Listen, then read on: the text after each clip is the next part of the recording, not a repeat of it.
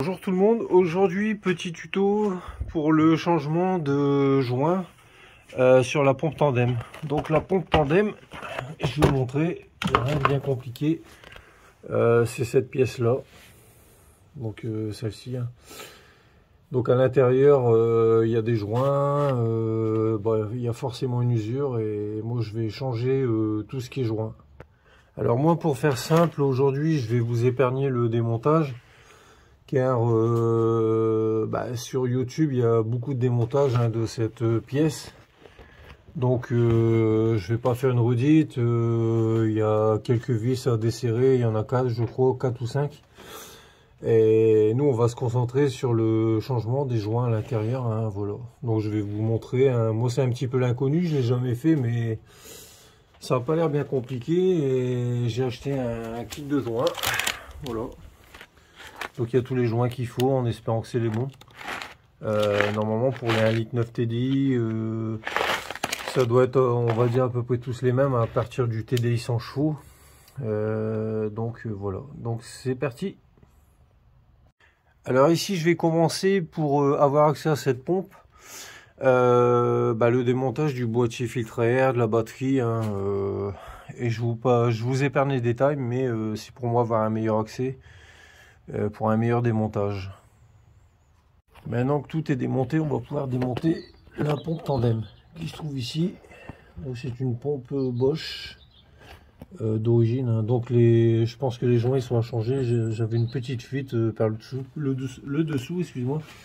Et bon, j'avais nettoyé au nettoyant frein pour dégraisser tout ça, mais ça revient, et plus des tremblements au ralenti, donc je pense que ça doit venir de là.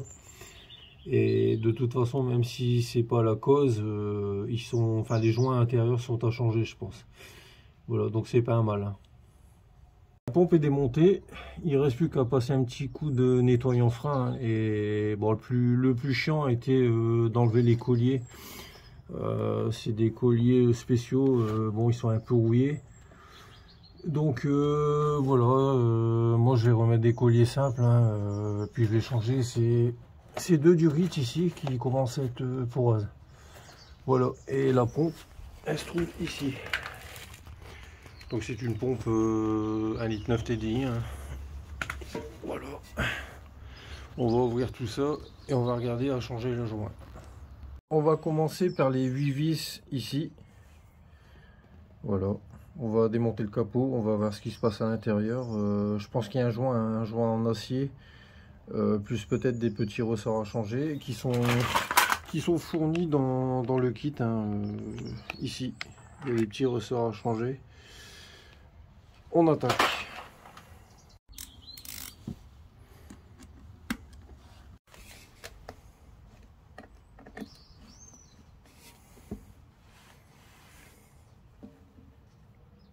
La dernière. Hop.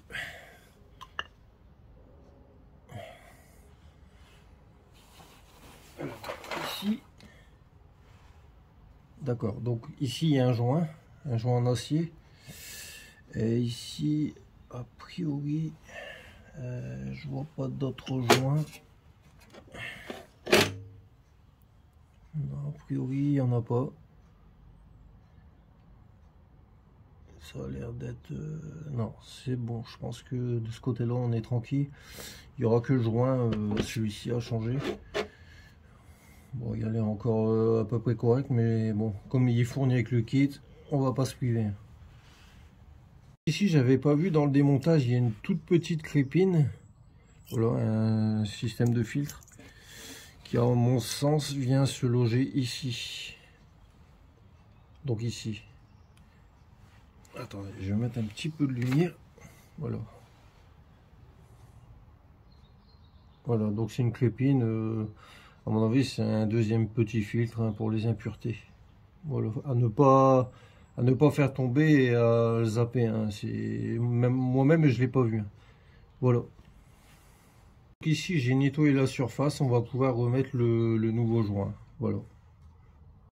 Petite surprise au niveau du kit que j'ai acheté, donc le fameux joint en acier ne correspond pas du tout à ma pompe. Donc une fois démonté, je me suis dit bon ben j'ai pas le choix, je vais remonter le joint d'origine.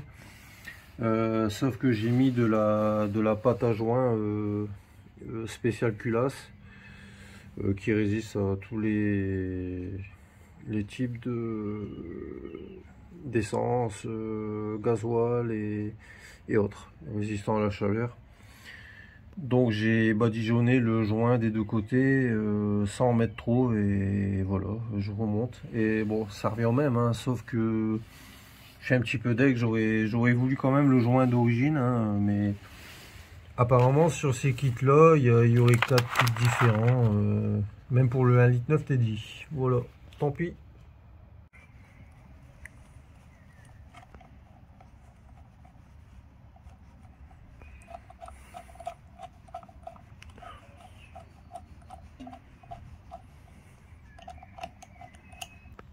Ici j'ai tout resserré, donc j'ai resserré progressivement, hein. J'ai pas serré au couple, mais bon j'ai serré, étant donné que j'ai mis une pâte à joint, il n'y a pas besoin de serrer comme un bourrin, hein. Donc voilà. Donc maintenant on va passer à l'autre partie où il y a d'autres joints.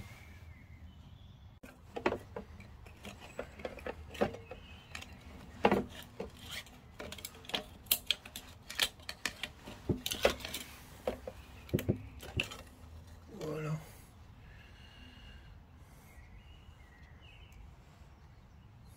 Bon. Il paraît pas. Enfin si quand même. Bon, c'était pas un luxe de le faire, hein. Voilà. Alors pour ma part, le kit de joint ne correspondait pas réellement à ma pompe tandem, hein.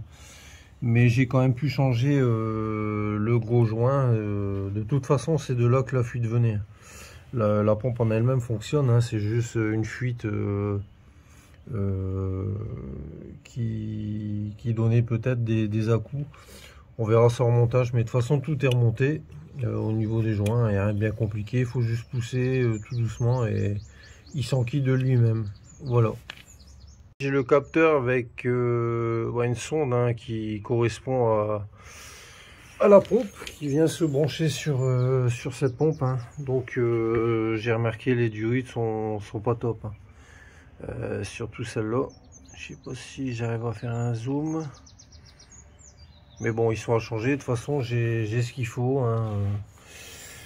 On va procéder au changement. Je profite. Voilà.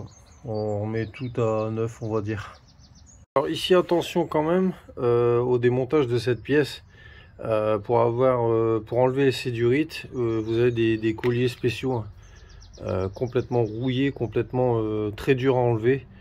Je vous conseille d'y aller doucement, car si vous y allez comme un bourrin, vous risquez peut-être de casser le plastique intérieur. Donc là, vous n'êtes pas dans la merde, donc j'y étais vraiment doucement.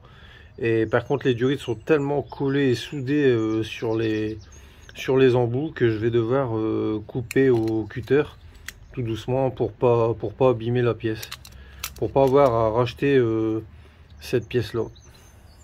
Les deux durites sont démontées, hein, donc j'y étais mollo avec un cutter. Un conseil, allez-y vraiment doucement parce que c'est bon, à mon avis c'est une pièce fragile vu les années. C'est une voiture de 20 ans, donc c'est une pièce de 20 ans. Donc ce qu'il faut, c'est éviter de casser ici les deux embouts, hein. Parce que là, après, c'est des frais supplémentaires, inutiles en fait. Donc, j'ai pris ces deux durites et je vais reprendre la même longueur, hein, et on va reconnecter tout ça.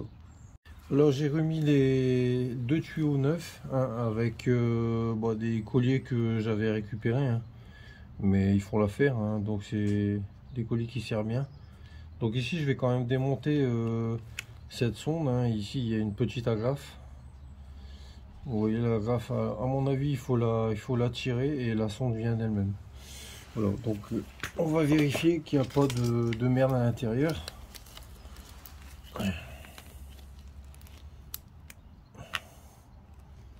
Donc on soulève tout doucement.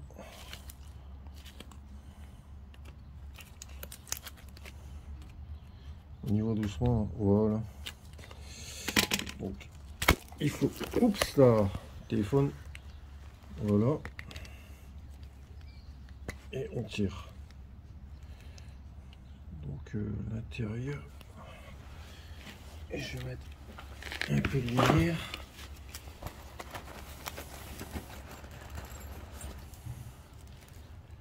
Voilà, l'intérieur est comme ceci. Bon, c'est juste un passage hein, de gasoil, je pense. Et ici, vous avez la petite sonde, bon, qui apparemment n'a pas l'air d'être encrassée. Non, je vais la remonter. De toute façon, j'avais aucun voyant sur le tableau de bord qui pouvait indiquer qu'il y avait un problème avec une sonde ou autre. Voilà, sonde reclipsée et on va remonter.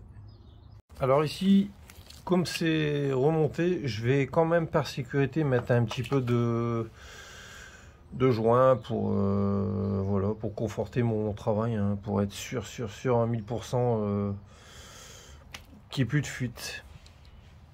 Pâte à joint posée, il n'y a plus qu'à remonter. La pompe est reposée, elle est replacée dans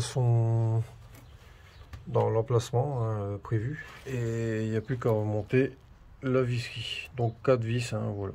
Donc à serrer doucement et sans trop forcer. Donc j'ai tout remonté et j'ai changé ces fameuses durites, elles sont toutes neuves. Donc là j'ai pas remonté le filtre à air, on sait jamais.